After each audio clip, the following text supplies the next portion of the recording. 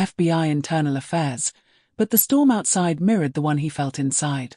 A sudden flash of red and blue light fractured the rain, and a commanding voice barked from the curb. "License and registration. Step out." Marcus obeyed, hands raised, mind racing. The officer's gaze lingered, a hard, dismissive scrutiny that skimmed his face like a verdict already written. A cold sense of invisibility pressed against him, heavy and suffocating. The officer's lips curled into a smirk. "You don't belong here," he said, voice low, meant for the street to hear. "Just another troublemaker in a suit." Marcus' fingers twitched over his jacket, the badge hidden beneath the fold. He wanted to speak, to reveal his authority, but the words stuck in his throat. The rain blurred the world into a grey smear of lights and shadows, every drop echoing like a drumbeat counting down to humiliation. Around them, pedestrians slowed, watched, a crowd forming with whispers and stares. A distant siren wove through the city's heartbeat, indifferent. Marcus' pulse raced as the officer's hand hovered near his gun, suspicion sharp and unearned. He could sense the line between danger and authority snapping tighter. And then, a quiet, deadly certainty. This encounter would not end as expected. The officer's gaze locked on him.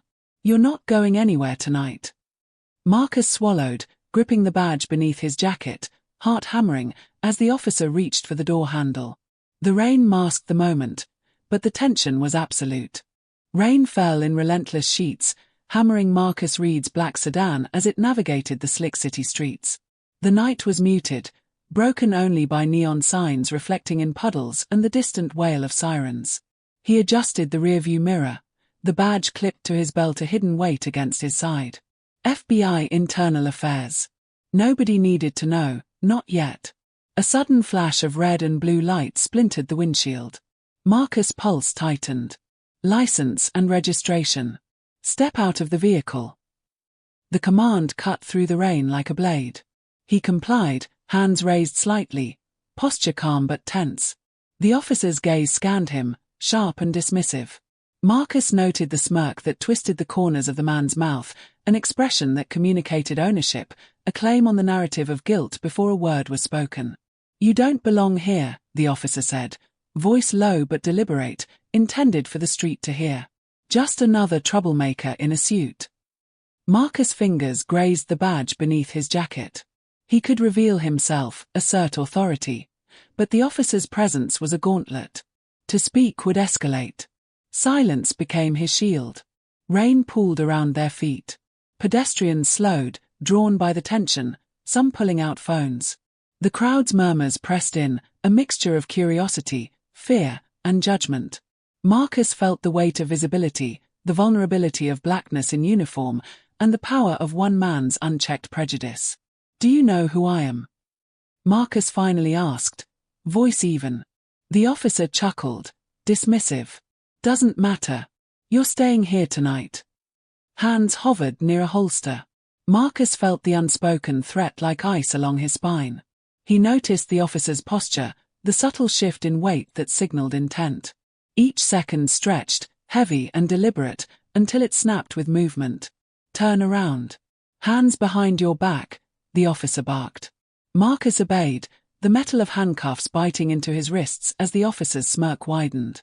The crowd watched, recording, whispering.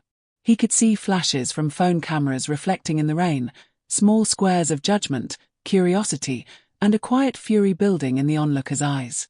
Inside, Marcus' mind catalogued every detail: the officer's shoes, uniform creases, clipped badges, tone of voice, inflection. These details mattered. Evidence mattered. Survival mattered. The officer leaned close, gaze locked, words dripping with accusation. "You're lucky this is just a stop," he said. "Next time, it might be more than paperwork." Marcus swallowed, steadying his breath. The rain masked the moment, turning the world into blurred streaks of grey and red and blue. He clenched the badge beneath his jacket, heart hammering, calculating the unfolding narrative, every microsecond of danger and humiliation. The patrol car's light spun, reflecting in puddles and Marcus' own eyes. The officer's presence, unchecked and unchallenged, radiated authority and bias. Marcus could feel the world narrowing to a single point of confrontation. And then, a car door slammed behind him. Someone had emerged from the shadows, a figure unseen in the rain, approaching. Marcus' pulse spiked. The officer glanced briefly, irritation flickering. The handcuffs bit harder. Rain stung his eyes. The figure drew closer. A single, tense breath. A second. The night held its secret. The street smelled of wet asphalt and gasoline, mingling with the faint tang of fear. Marcus stood beside his sedan, wrists stinging from the handcuffs, rain still dripping from his hair. The officer finally released him, shoving the cuffs into the console of the patrol car. "Move along," he muttered, but the smirk lingered, a brand stamped on the encounter. By the time Marcus slid into the driver's seat, several pedestrians had already captured the incident on their phones. Faces pressed to screens, whispers of outrage and curiosity punctuated the night. He ignored them, heart pounding, but the images and videos were already moving across social media.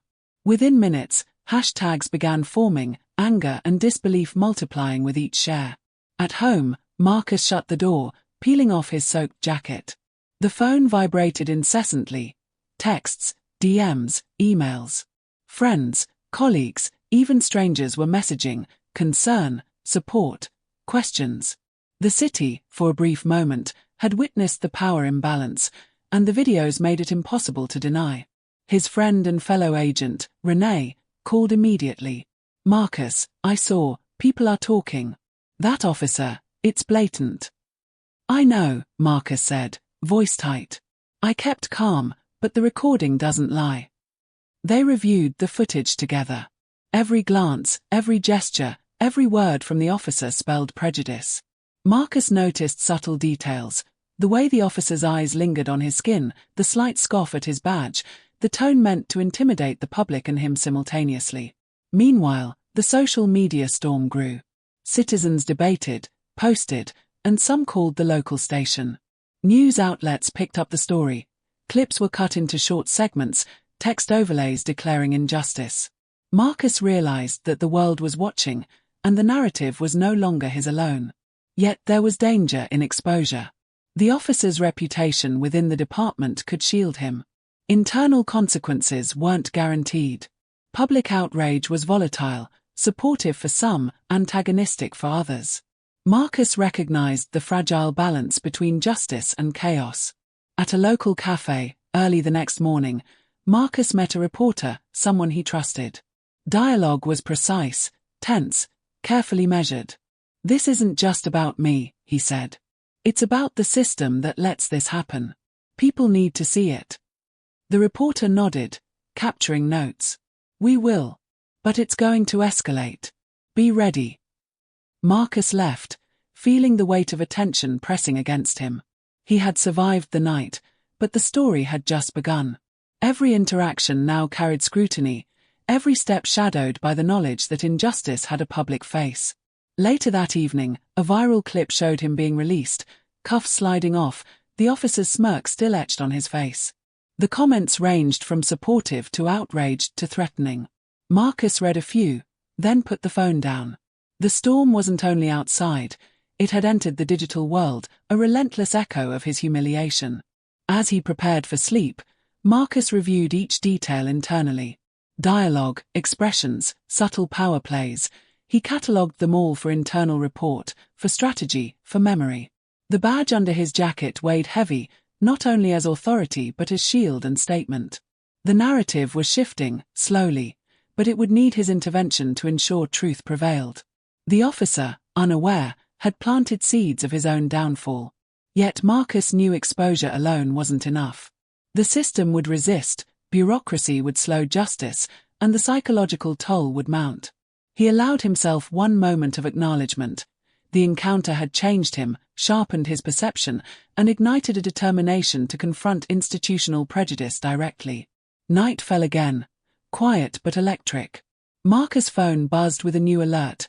Another eyewitness had uploaded their video, a different angle, capturing the officer's subtle threats in detail. The tide was rising. He exhaled, a long, measured breath, feeling both the burden and momentum of what was unfolding. Public exposure had begun, but the fight was only starting. The morning air was crisp as Marcus walked into the FBI Internal Affairs office. Fluorescent lights hummed overhead, and the faint scent of coffee mingled with paper and electronics. He laid out the compiled evidence, video clips, timestamps, witness statements, and detailed notes of his encounter. Dialogue dominated the room, each exchange deliberate, calculating. "Marcus, you've been thorough," said Agent Linton, the lead investigator. "But the officer's history shows minimal complaints. They'll defend aggressively." "I expected that," Marcus replied. "I've documented everything. There's no room for ambiguity." Linton nodded, tapping the tablet. "We'll start by reviewing every frame of the videos. Cross-reference timestamps. Interview witnesses. And monitor social media for additional corroboration." Marcus leaned back, eyes scanning the room. "Make sure the public perception doesn't color the investigation. Facts first." "Facts," Linton repeated. "And anticipate pushback. Officers with tenure tend to have internal allies. It's a systemic challenge." They began the process. Each clip was analyzed frame by frame. Dialogue, expressions, tone, and gestures were catalogued. The officer's smirk, the hand near his holster, the dismissive remarks, all were highlighted. Marcus provided context, noting the racial dynamics, the microaggressions, and the intimidation tactics. Interviews followed. Witnesses recounted the incident in precise terms. "He cuffed him without cause," one pedestrian said. "And he smiled, like he owned the situation." Dialogue excerpts emphasized the officer's abuse of power and the psychological impact on Marcus. Meanwhile, subtle threats emerged. Anonymous calls and messages hinted that the officer knew someone was watching. Marcus recognized the pattern: intimidation to suppress exposure. He documented every interaction, ensuring a trail of accountability. At one point, Linton asked, "Do you want to be present during questioning?" Marcus considered briefly. "Yes. I need to observe demeanor, consistency, and possible evasions." The interrogation room was cold, sterile. The officer entered, unaware of Marcus' involvement in internal affairs. Dialogue crackled with tension. "You think this is serious?" the officer sneered. "A few complaints won't change anything." Marcus stayed silent, observing. Linton pressed methodically. "Your conduct during the stop was recorded. Witnesses corroborate the account. Explain the smirk, the handcuffs, and your comments." The officer deflected, minimizing the encounter. "I did my job," he said. "Nothing to see here." Marcus' mind catalogued every inflection, every hesitation. Evidence built the narrative. The officer's arrogance and dismissal only reinforced systemic bias. Dialogue during the questioning revealed patterns: denial, deflection, and reliance on authority. After the session, Marcus reviewed the footage and notes. Every evasive answer, every minimization, every subtle intimidation tactic was cross-referenced with witness statements. The investigation was meticulous, unyielding, designed to withstand bureaucratic obstruction. By evening, the pattern was clear. The officer's behavior wasn't isolated. It reflected systemic reinforcement of prejudice and abuse. Marcus documented the findings, preparing for the next phase: formal charges, departmental review, and exposure of misconduct. The officer remained unaware of the magnitude of scrutiny. Marcus recognized the delicate balance between patience and pressure. One misstep could allow the officer to manipulate perception, undermine evidence, or intimidate witnesses. Yet the weight of justice pressed forward. Dialogue with investigators, witnesses, and colleagues reinforced Marcus' determination. He meticulously traced every action, mapped every conversation, and logged every public interaction. The investigation had begun, precise, relentless, and unstoppable. Weeks passed, and Marcus sensed a shift in the atmosphere. The officer had learned, somehow, that internal affairs were scrutinizing him. Subtle retaliations began: a false traffic complaint filed against Marcus, whispered warnings from colleagues, and online posts hinting at misconduct. Dialogue with peers revealed concern. "He's playing games," Renee said. "Be careful." His testing boundaries. Marcus absorbed the warnings but refused to be intimidated. Every action he takes will be documented, he replied. We maintain the narrative of facts, not fear. The officer's tactics were deliberate and calculated. A city-wide traffic stop targeted Marcus' route home. Another time, a false claim was made that he had violated protocol during an interview. Dialogue exchanges at work were laced with coded threats, subtle insinuations, and veiled aggression.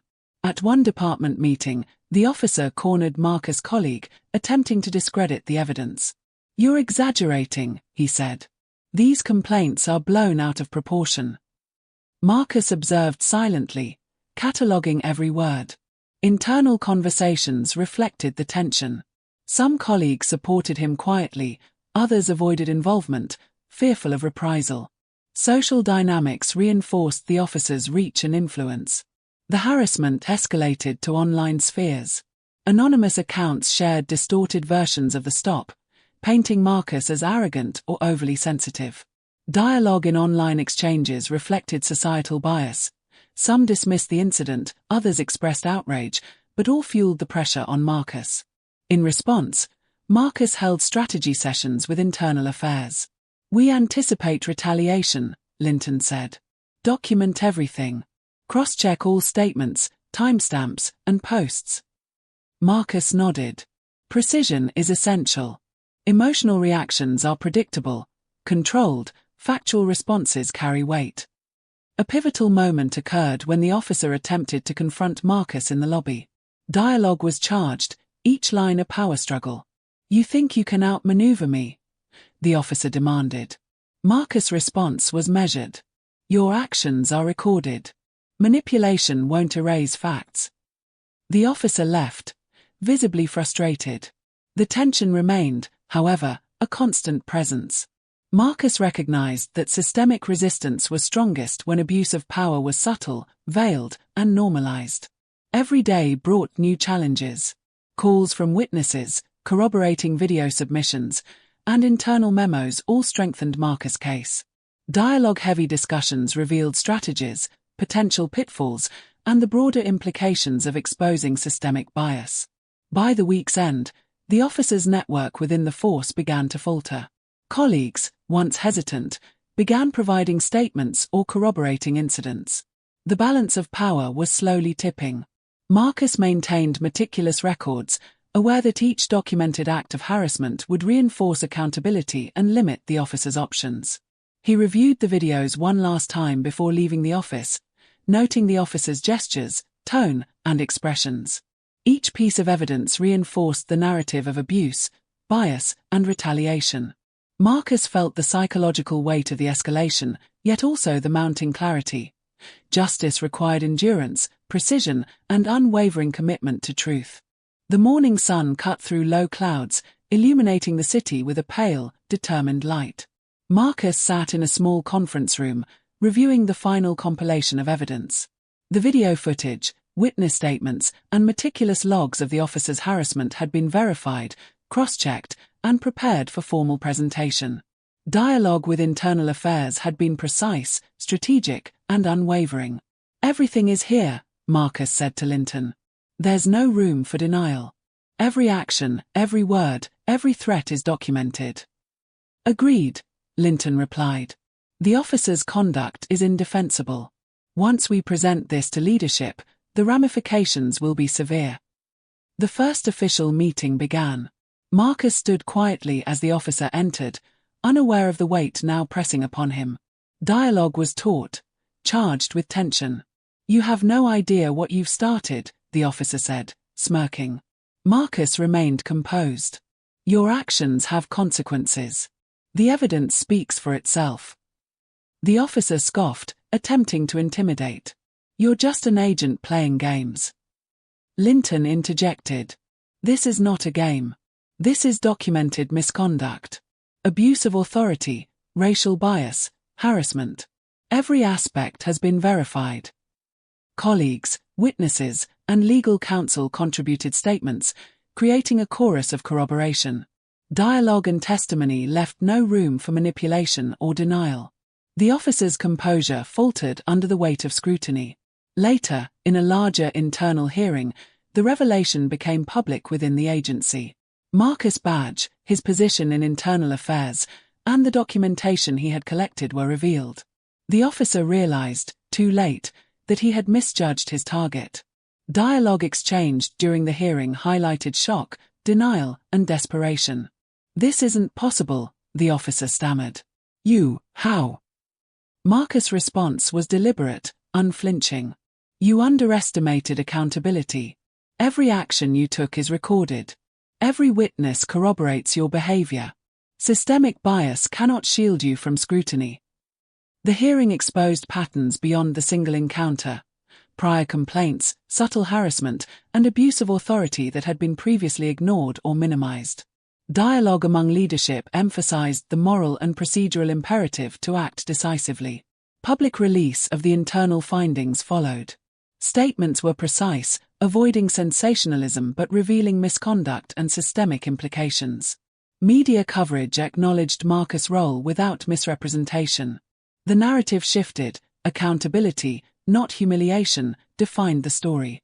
The officer faced immediate suspension and formal charges. Dialogue captured his denial, arguments, and attempts to mitigate consequences, but the evidence was overwhelming. Colleagues previously complicit or silent now reinforced accountability through statements, strengthening the process. Marcus reflected privately, reviewing the entire sequence. Relief mixed with fatigue. The revelation was victory, but not without cost. Dialogue with Renee emphasized the personal toll.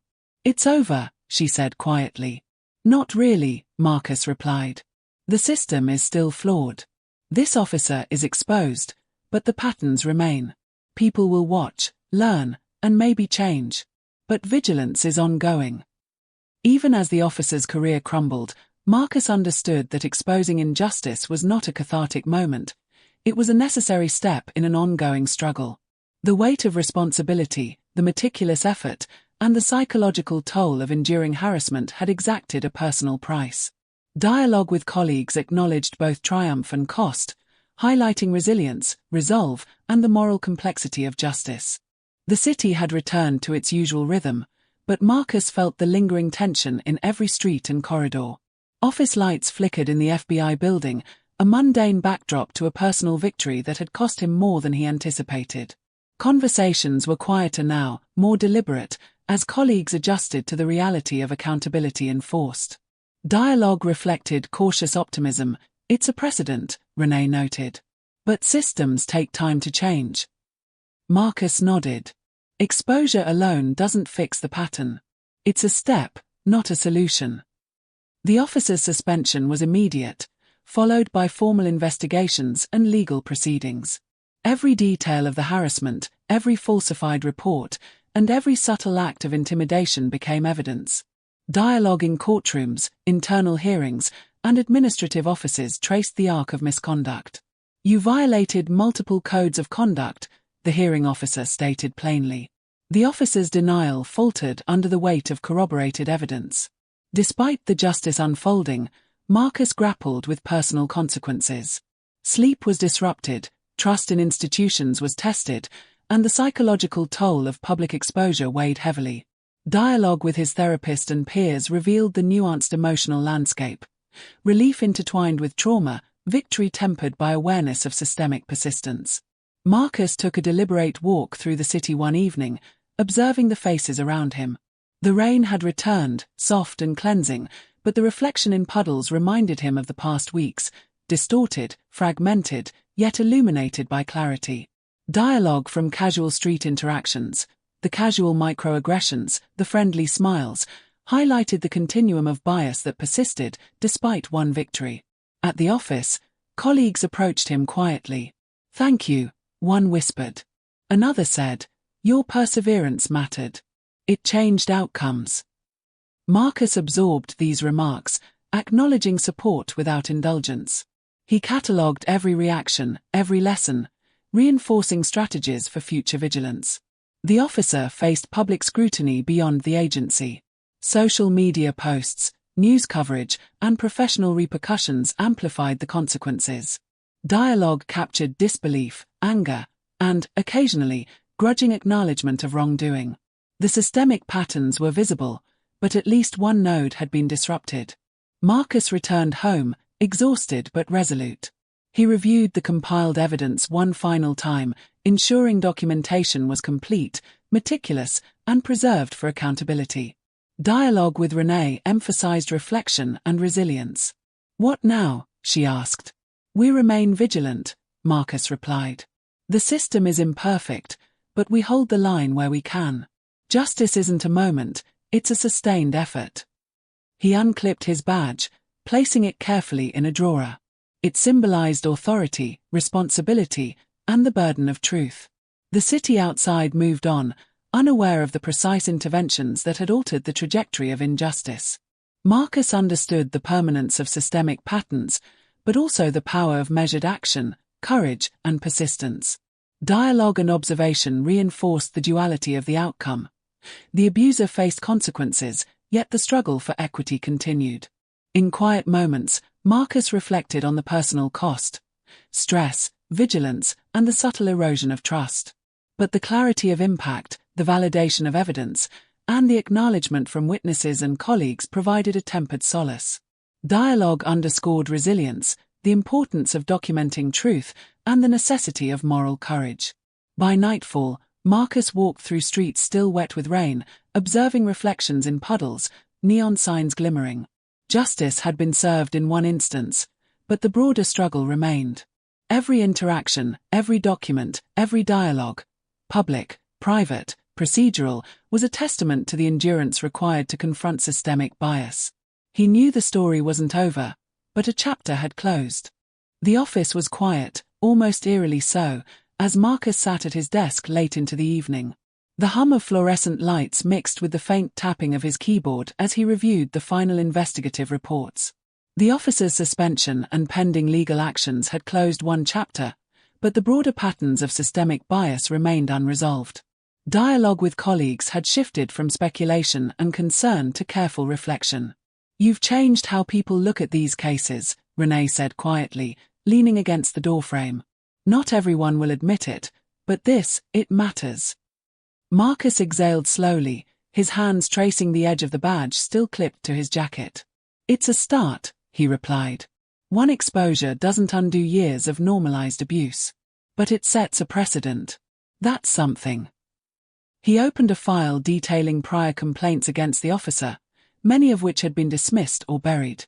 Dialogue in previous internal meetings replayed in his mind: hesitant supervisors, cautious colleagues, veiled threats, all fragments of the system's resistance to accountability. The documentation he had compiled now formed an unbroken chain of proof, a barrier against denial or erasure. Late that night, he stepped outside. Rain had returned, soft, persistent, turning the streets into reflective canvases of neon and asphalt. Marcus walked slowly, observing patterns in daily life, interactions between officers and civilians, the subtle microaggressions, gestures, and tones that often went unnoticed. Dialogue from passers-by echoed faintly in memory, offhand comments, friendly or hostile, that revealed the spectrum of perception shaped by race and authority. He paused at a crosswalk, watching headlights glint off puddles. The mental weight of weeks of confrontation pressed on him, a combination of exhaustion, vigilance, and awareness. He understood the cost of exposing injustice: psychological strain, the constant need for documentation, and the vigilance required to ensure the narrative remained intact. Dialogue with Renee and other agents emphasized that the fight was ongoing, a continuum of awareness and action. Back in the office, Marcus drafted a set of recommendations for systemic reforms: improved oversight mechanisms, training on implicit bias, streamlined reporting procedures, and protective measures for whistleblowers. Dialogue with internal affairs agents revealed cautious optimism. Some were inspired, others hesitant, wary of entrenched structures. Marcus understood that change would be incremental, but the exposure of one officer's misconduct could ripple outward, creating pressure for broader accountability. Late into the night, he reflected on personal lessons. The encounter had tested his patience, composure, and resolve. He had endured public humiliation, subtle harassment, and systemic obstruction, yet maintained focus on objective evidence and procedural integrity. Dialogue with his mentor highlighted resilience. You've navigated this with precision. That's the strength of methodical truth. Marcus catalogued every interaction, every recorded conversation, and every strategic move made by both himself and the officer. Each entry reinforced patterns of behavior and offered guidance for future cases. Dialogue with colleagues emphasized collaboration, meticulous observation, and the importance of upholding integrity even in the face of institutional inertia. As dawn approached, Marcus returned to his desk, reviewing the compiled evidence one last time. The officer's downfall was public, documented, and undeniable. Yet Marcus knew that vigilance was ongoing. Dialogue with internal affairs reflected this awareness. Systems could evolve, but only through sustained attention, precise documentation, and courageous action. He unclipped his badge, placing it in a drawer with deliberate care. It symbolized authority, responsibility, and the moral imperative to uphold justice, not personal power. Rain fell softly outside the window, reflecting neon signs in rippling pools, a reminder of the world's ongoing complexity and the constant need for accountability. Marcus leaned back, eyes on the city skyline, listening to distant traffic and the quiet rhythm of early morning. The struggle for equity persisted beyond one officer, one encounter, or one viral video. Every act of courage, every documented instance of abuse, every measured dialogue contributed to a slowly shifting system. He recognized the personal cost, vigilance, psychological strain, and public scrutiny, but also the profound impact of strategic, principled action. Dialogue with Renee closed the night. "Will it ever really end?" she asked. Marcus shook his head slowly. "No, but we make sure it doesn't continue unchallenged. That's what matters." In the soft rain, with reflections dancing on asphalt and glass, Marcus felt the weight of responsibility tempered by quiet resolve. He understood that justice was not a single event, it was a process of observation, intervention, and relentless commitment to truth. Dialogue, documentation, and deliberate action formed the trinity of accountability. The night, the city, and the system waited. Marcus was ready. Weeks after the officer's suspension, the reverberations of the case continued to echo through the department. Internal memos circulated detailing lessons learned, procedural adjustments, and recommendations for oversight reforms. Dialogue among agents shifted from caution to cautious optimism. "We can't erase history," Renee said, "but we can document it, learn from it, and prevent repetition." Marcus nodded. Accountability isn't a moment, it's a sustained effort. The officer faced formal charges, internal review boards, and growing public scrutiny. Media coverage framed the story around systemic bias, abuse of power, and the necessity of transparency. Dialogue during hearings revealed desperation and denial. "I did my duty," the officer protested. Marcus observed silently, noting inconsistencies, deflection, and the psychological unraveling caused by evidence-backed exposure. Beyond professional consequences, Marcus reflected on the personal cost of his journey. Sleep remained uneasy, social interactions carried an undercurrent of vigilance, and trust required deliberate calibration. Dialogue with friends and colleagues often circled back to resilience. "You endured this and stayed methodical." "That's rare," Renee remarked. Marcus understood that victory did not erase trauma but acknowledged endurance, strategy, and courage. In community forums, Marcus spoke cautiously, emphasizing systemic accountability, procedural integrity, and public vigilance. Dialogue was careful, focused, and measured. His presence was a reminder that individual action could influence institutional behavior, but only through careful adherence to truth and methodical documentation. Internally, he created a resource file, detailed records of incidents, procedural gaps, witness statements, and social responses. Dialogue in follow-up meetings emphasized training, mentoring, and protective measures for agents facing harassment or retaliation. Marcus knew that exposing one officer's misconduct was only part of a broader responsibility to the system. The city continued to hum outside, indifferent to individual victories. Marcus walked streets at night, observing interactions between civilians and officers. The patterns of bias persisted, small gestures, offhand comments, implicit assumptions, but now there were mechanisms in place to address them. Dialogue from casual encounters revealed the ongoing education necessary to shift perception. By the end of the chapter, Marcus reflected on his legacy within the agency.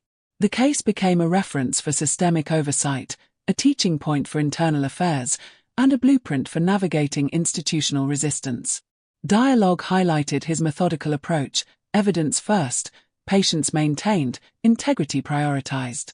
The officer's downfall was complete, but the broader lessons endured.